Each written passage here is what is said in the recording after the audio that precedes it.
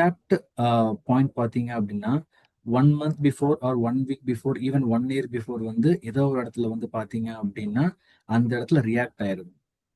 So திரும்பவும் அந்த இடத்துக்கு இன்னைக்கு ப்ரைஸ் வரும்போது பார்த்தீங்க அப்படின்னா அது 1 minute கேண்டலோ இல்லை 5 minute 15 minute what ever. So அந்த இடத்துல ரியாக்ட் ஆகி தான் மேலே போகுது அப்படிங்கிறது எனக்கு அசம்ஷன். ஆக்சுவலி இது அசம்ஷன் தான்.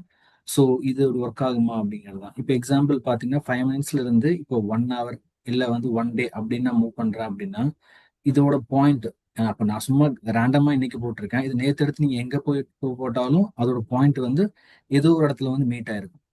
1 hour கேண்டலோ 4 hour கேண்டலோ ஏதோ ஒரு இடத்துல வந்து அந்த பொசிஷன் மீட் ஆயிருக்கும். இப்போ நான் என்ன யோசிக்கிறேன் அப்படின்னா இப்ப பாத்தீங்கன்னா இந்த மாதிரி வந்து எங்கிட்டலாம் வந்து சப்போர்ட் அண்ட் ரெசிஸ்டன்ஸ் ஃபார்ம் ஆகுது, இன்க்ளூட் டச் அப்படின்னு சொல்லுவாங்க. டச்னா என்ன அப்படின்னா இந்த ரெஸ்பெக்டிவ் இப்போ எக்ஸாம்பிள் என் கர்சர் வச்சிருக்கோம் பாத்தீங்களா, இந்த இடத்துல இருந்து எத்தனை தடவை பிரைஸ் ரியாக்ட் ஆகி மேல போயிருக்கு அப்படின்னு பார்க்கும்போது இப்போ ஒரு கவுண்ட் 10 அப்படின்னு வச்சுக்கோங்களேன். ஸோ அப்போ வந்து இந்த சப்போர்ட்டோட ரேஞ்ச் வந்து 10 times இங்கிருந்து ஆக்ட் ஆயிருக்கு அப்படிங்கும்போது திரும்பவும் இந்த ஃபியூச்சர்ல இந்த இடத்துல வரும்போது இது மேல போகலாம் அப்படிங்கிற அகைன் அசம்ஷன். ஸோ இந்த இந்த மாதிரி டிட்டர்மைன் பண்ணலாமா ஒரு சார்ட்டை அப்படிங்கிறது தான் சார் என் டவுட்.